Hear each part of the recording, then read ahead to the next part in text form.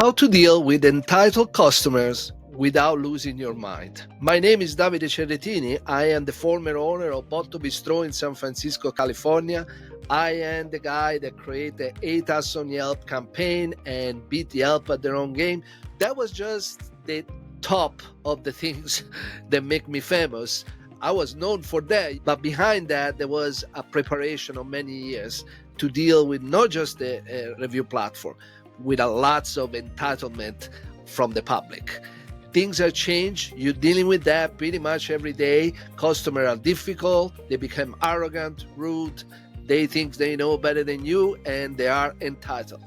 So I'm going to ask you this question. You realize that you're dealing with that and you feel like walking on eggshells every day when you go to work.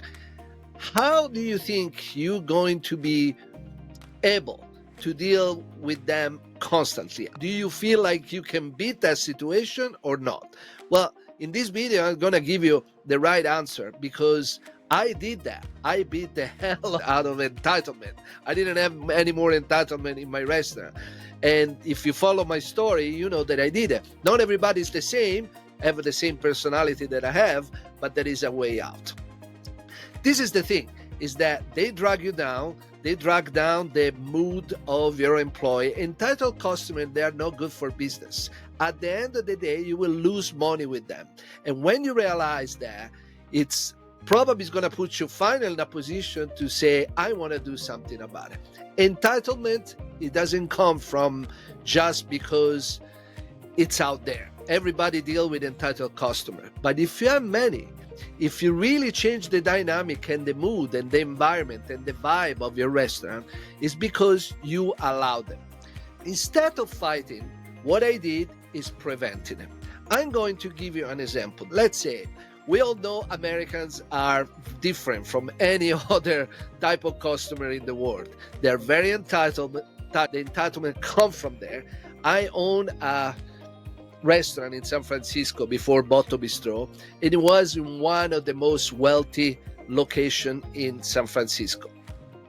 The entitlement over there was at the peak, and that's how I learned how to deal with that. Imagine this: a typical arrogant entitled customer from California, right, is going to be doing that forever. All his life is trained, is brainwashed, he just got that attitude, is arrogant, is rude, and he does that in every single, not just restaurant, but every single business that he visits.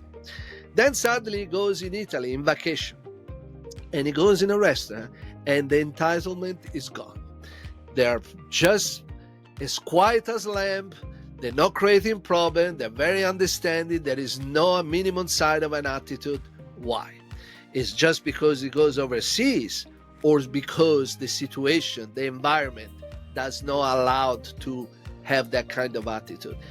I give you that example because I'm Italian, so I know, let's say you go to Rome, there are not many restaurant owners that will take that much crap from customers.